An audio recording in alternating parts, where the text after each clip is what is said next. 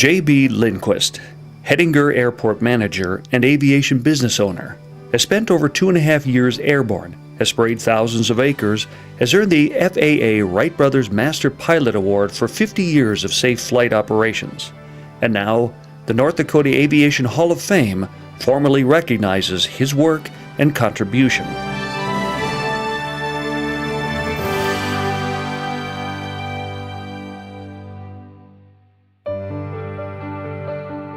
While this prestigious honor is lavished on J.B. for his many achievements, it's his eternal boyhood wonder, his blazing enthusiastic spirit, his pure love of flying that truly captures the heart of an aviator.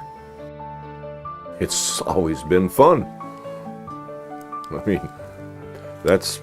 Aviation, that's a fun thing. I've seen so many beautiful things while flying, and I've met an awful lot of nice people.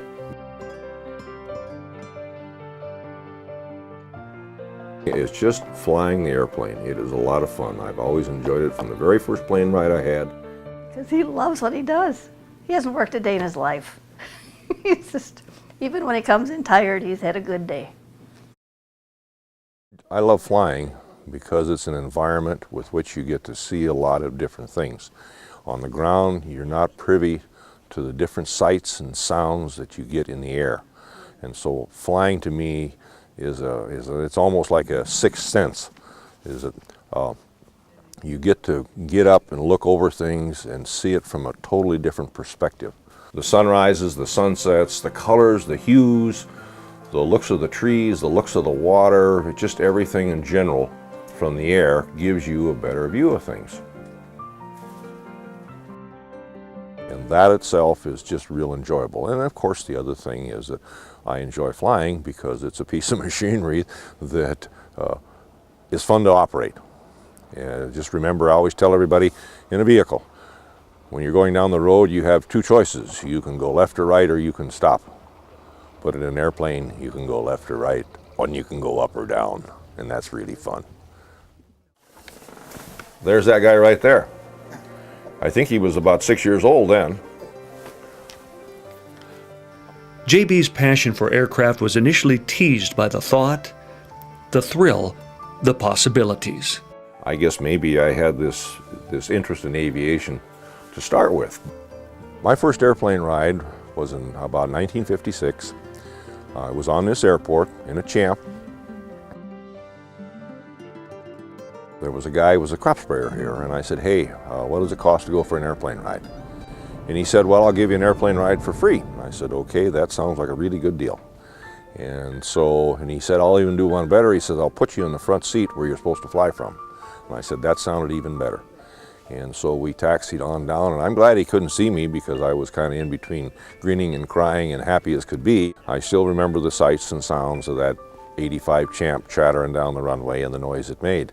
And I had so much fun that I came back the next day and I said, hey, what do you charge me to go flying? He says, today it'll cost you $2. I said, okay, let's go. And I would pretty well decided that that's what I wanted to do. That's kind of how I started flying, is that I came out, I cleaned airplanes, I swamped the floors, I hauled out the trash and slowly kept going and got my flying time, and I'm still hauling the garbage out.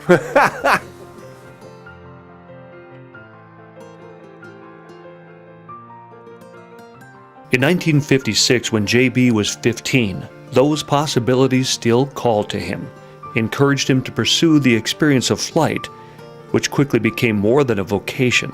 It became part of his life. After completing his Army service as an air traffic controller in 1965, J.B. could have taken the route to work on the big airplanes. But he chose to return to the community and the airport where he first tasted flight.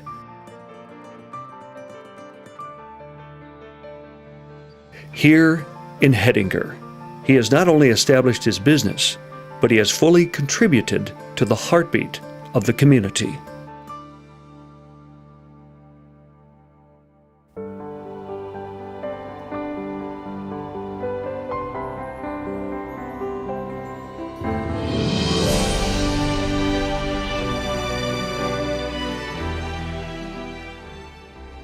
aerial application for me has got to be one of the most fun things there is. It's a one-on-one thing between you and the airplane and the environment you're dealing in. I kind of chuckle once in a while. I'll give my airline pilots a bad time about saying as well, you get so high that you end up with nosebleeds and you can't really see what's going on. But if you come down where I operate, you usually can get a pretty good view of things, and the action is always there. You're whipping across the field at 110 or 120 mile an hour. In some of the newer airplanes now, it's up around 140, 150, and you're busy. You're always moving something on the airplane. You're always trying to make sure you're headed in the right direction, you're doing the right thing. And so from the standpoint of spraying, it's a constant change. There's never a dull moment. And I don't think that I can be in business out here in aviation and not participate and help the rest of the community.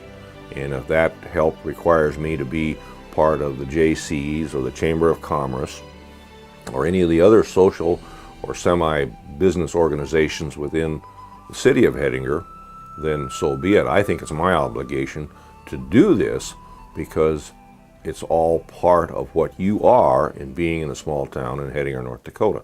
You can't stand by yourself in a business. It doesn't matter whether you're selling shoes or flying airplanes.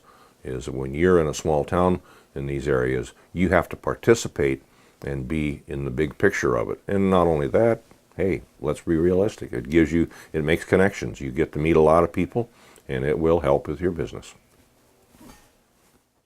JB is Hall of Fame worthy because he fits the goal and the definition of what the North Dakota Hall of Fame was created for, and that was to honor aviators who have contributed to aviation in North Dakota, along with supporting their communities and being actively involved in a community leader. JB's that kind of guy. He fits that definition. Active in his community on different boards, bank boards, church boards, school boards.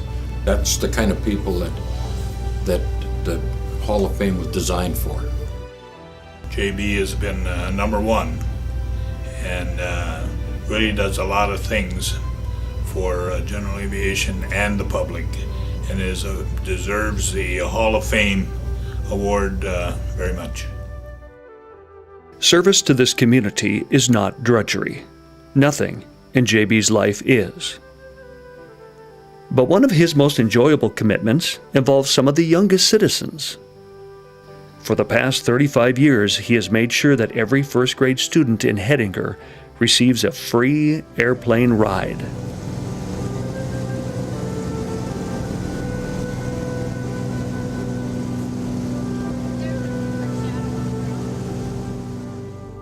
Oh, the first graders, that's a ball. That's a ball. That is so much fun. I look forward to that every year. I went to the school one time and I said, hey, you looking for a project in May? You know, the kids are looking forward to being out on vacation, and sometimes it's a nice warm day in May and they're not really wishing they were inside, they were wishing they were outside somewhere.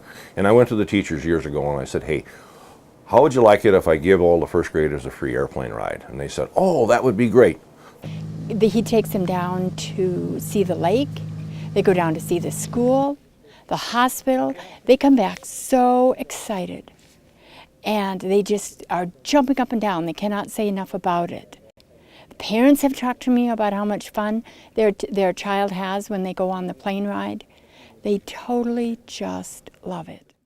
There is no problem in the kids sitting down and writing a thank you to JB, because they just go on and on and on about what they saw, how little everything looked.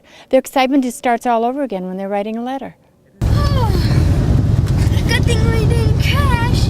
Oh, I thought we were going to crash. Or, oh, you really showed me where things were going. And what I would do with boys once in a while, if I had 4 boys that were kind of noisy, I'd say, hey, you guys want to know what an astronaut feels like? And they kind of look at each other and they say, yeah.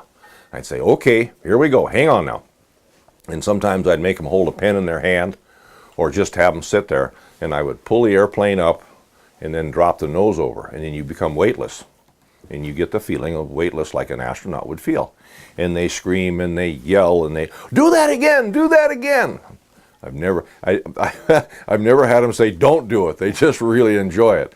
And so those are the little things that happen with the first graders that I'll never ever forget.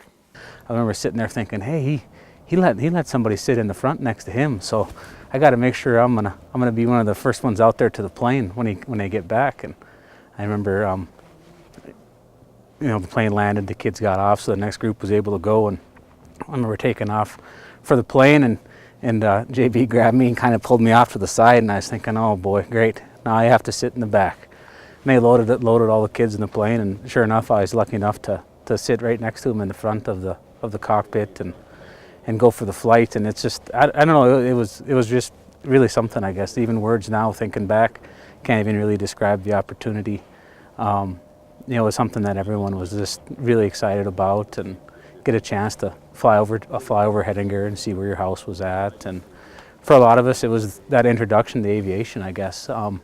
And over the years at Hettinger, now it's almost become kind of a rite of passage, I guess. It's something that a lot of the alum and kids for over the last 30 years have something in common, and everyone can relate to that first flight, that Air Dakota flight with JB Lindquist. So it's a pretty neat thing to be a part of. JB's legendary commitment has earned him a place on the North Dakota Aeronautics Commission, where he continues to serve today.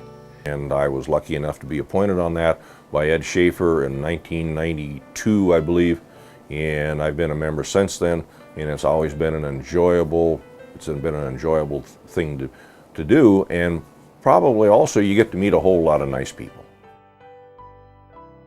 JB's talents and passion for aviation were not fostered in isolation, and JB does not hesitate to attribute his success to those around him.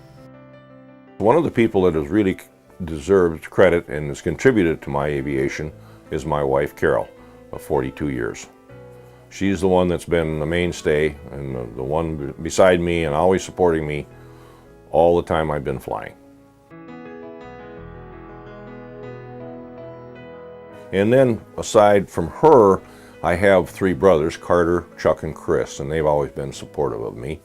My brother Chuck's works with me, and my brother Carter used to fly with us, but he's decided that he has other things that he wants to do.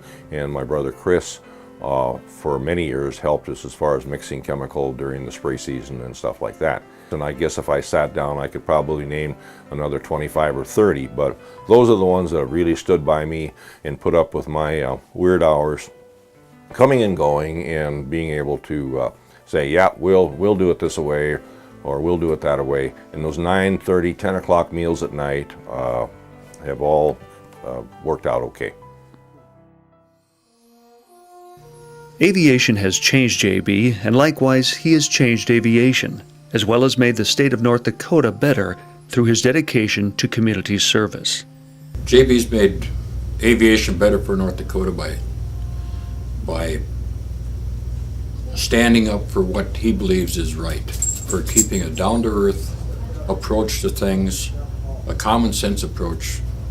We're mandated with so many rules and regulations, and there's times when you just have to stand up and say, this isn't for us, this doesn't fit aviation in North Dakota. And he's the kind of guy that does that.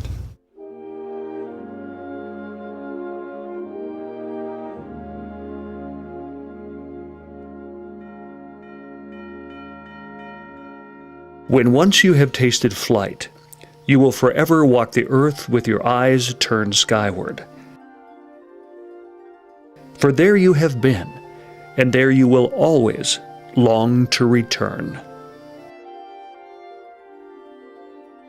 Thanks for the service, JB, and congratulations.